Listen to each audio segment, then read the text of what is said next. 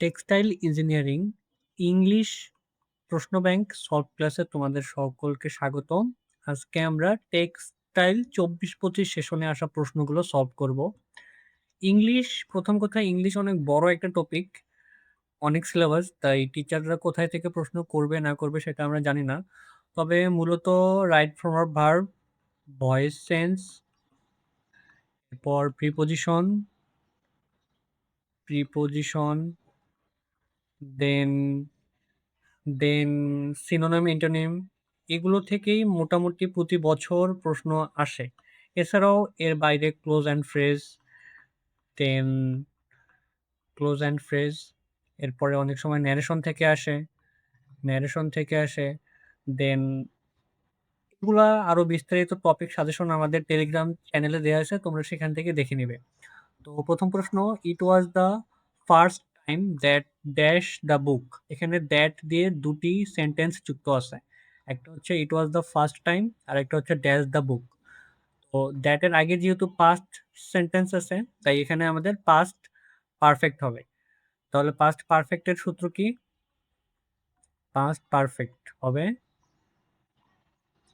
Past perfect হচ্ছে subject plus had plus V three, ভার্বের past form. তাহলে এখানে কোন অপশনে এটা আছে যে subject plus had plus V three? D নাম্বারে, আই হ্যাড রিড, এবং রিডের পাস্ট ফর্ম রিডি। এখন এখানে কখন আই হ্যাভ রিড এই অপশনটা হইতো? যখন এখানে ইট ওয়াজের বদলে ইট ইজ যদি থাকতো, তাহলে এখানে তোমার এই অপশনটা হয়তো আই হ্যাভ রিড, কারণ দ্যাটের সামনের বাক্যে যদি পাস্ট থাকে তাহলে পরবর্তীতে হবে পাস্ট পারফেক্ট, আর সামনে যদি প্রেজেন্ট থাকে ইজ দিলে কি প্রেজেন্ট হয়ে যাইতো না? It is the first time, তখন হয়ে যাইতো present perfect, I have read. আশা করি বুঝতে পারছো। পরের প্রশ্ন, he had written the book before. এই যে বিফোর আফটার, বিফোরের আগে কি আছে? Past perfect, had written. তাহলে বিফোরের পরে কি হবে? বিফোরের পরে হবে পাস্ট ইনডিফিনিট, পাস্ট ইনডিফিনিট।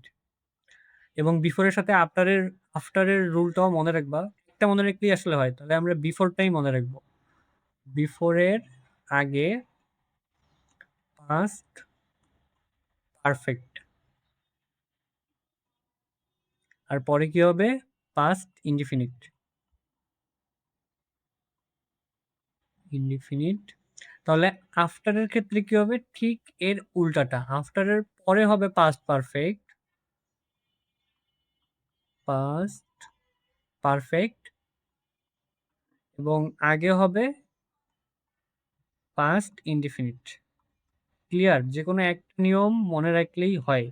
এবং যেহেতু এর আগের বছর বিফোর দিয়ে এসেছে, তাহলে এবার আফটার দিয়ে আসতেই পারে। তাই আফটারের রুল এবং আফটার দিয়ে যে এক্সাম্পলগুলো আছে এগুলো তোমরা দেখে নিবে। তাহলে এখানে উত্তরটা কি হবে? পাস্ট ইনডিফিনিট কোন অপশনে আছে? রিটায়ার্ড। তাহলে he had written the book before he retired. Next question, would you mind dash the door, right form of verb. এবং এক্ষেত্রে এই যে উড ইউ মাইন্ড এবং আরো কিছু ফ্রেজ আছে যেগুলোর পরে সবসময় ভার্ব প্লাস আইএনজি হয়। এই ফ্রেজগুলো কি কি? With view to, with view to, look forward to,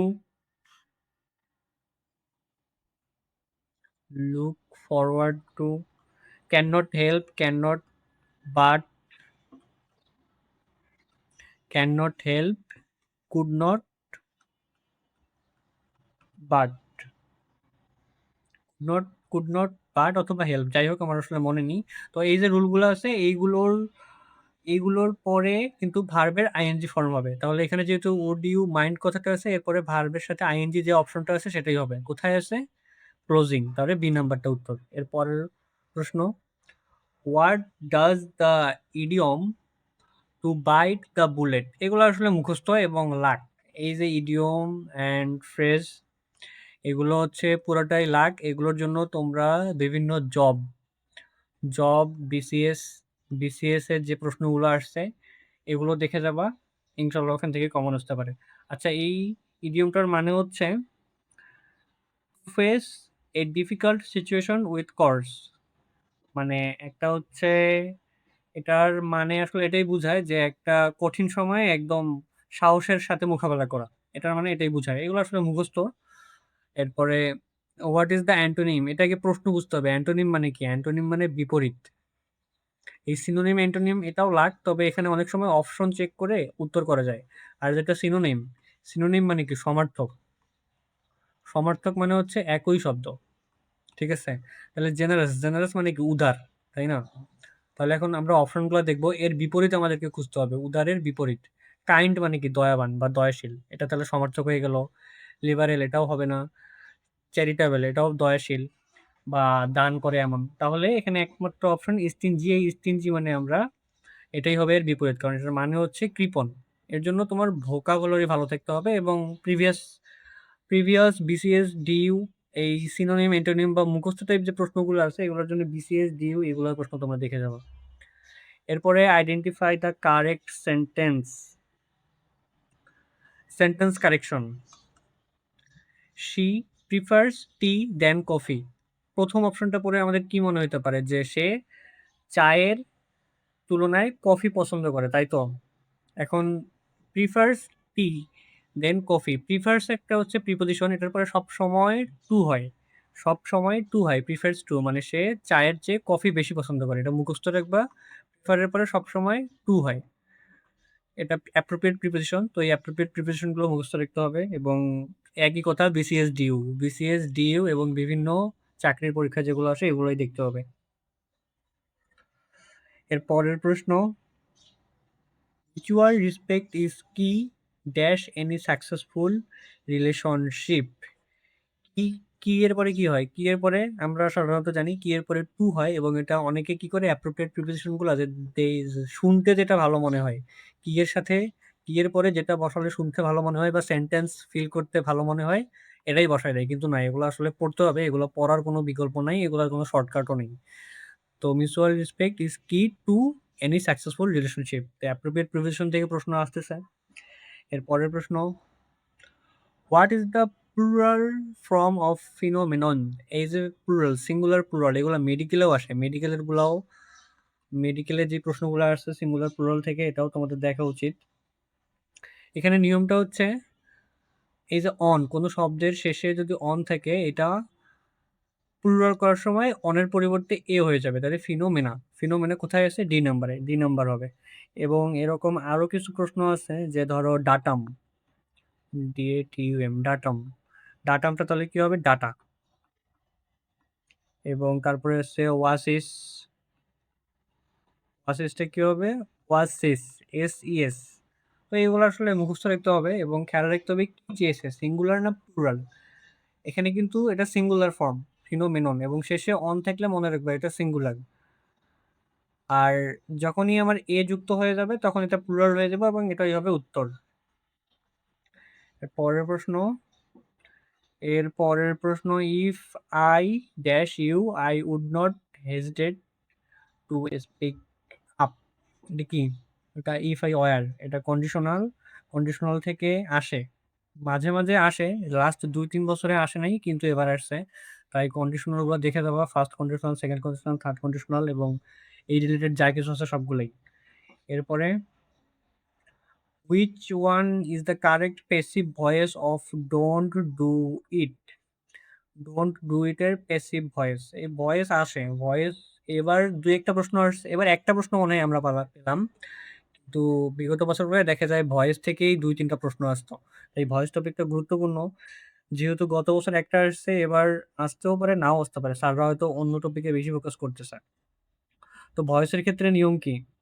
don't do it, এটা কি ইম্পারেটিভ সেন্টেন্স। আর ইম্পারেটিভ সেন্টেন্সকে ভয়েস করতে গেলে সূত্র কি? Let plus object plus not plus be plus ভি3। তোমাদের কনফিউশনটা হয় যে এই নট, এই নটটা কোথায় বসবে? লেট অবজেক্ট নট নাকি লেট নট তারপর অবজেক্ট? তো এই জায়গাটা একটু সতর্ক থাকতে হবে। এখানে তোমার হবে আগে লেট, তারপরে অবজেক্ট। এখানে অবজেক্ট আমাদের কি আছে? ইট। তাহলে লেট ইট, তারপরে নট, তারপরে বি, তারপর ভি3। ডু এর ভি3 কি? ডান। তাহলে কোনটা হবে? Let it not be done. Let it not be done. তাহলে এক্ষেত্রে ডি নাম্বারটা সঠিক উত্তর। এবং এই নটের ব্যাপারটা খেয়াল রাখবা, কখন নট কোথায় বসে। সূত্র হচ্ছে লেট অবজেক্ট নট বি ভি3। এবং অনেক সময় এখানে আরেকটা রুল আছে যে অবজেক্ট, এই অবজেক্ট যদি ইট, ইট কি প্রোনাউন তাই না, কিন্তু আমার অবজেক্ট, যদিও অবজেক্টটা নাউন হয়, অবজেক্টটা যদি কখনো নাউন, নাউন বলতে কি কোনো কিছুর নাম যেমন রহিম, করিম বা এরকম কিছু থাকে, তাহলে সূত্রটা হবে আগে লেট, তারপরে নট, তারপরে নাউন, এবং তারপরে বাকি সিস্টেম। একটা যদি উদাহরণ দিই যে ডোন্ট ক্লোজ দ্য ডোর, ঠিক আছে? তাহলে এখানে অবজেক্টে কি দ্য ডোর, দ্য ডোরটা তো একটা নাউন তাই না, তাহলে এখানে কি হবে লেট নট, এরপরে noun, the door be closed. তো পরীক্ষায় যেহেতু একবার প্রোনাউন দিয়ে আসছে, তাই নাউনের ব্যাপারটাও তোমরা মাথায় রাখবে। এবং যে টপিকগুলোর কথা বলেছি এগুলো সবাই রিভিশন দিবে, ইংলিশ রিভিশনের বিকল্প কিছু নেই। সবার জন্য শুভকামনা, সবাই ভালো মতো প্রস্তুতি নাও, অ্যান্ড নেগেটিভ মার্ক পাওয়া যাবে না, এটাই কথা। আসসালামু আলাইকুম।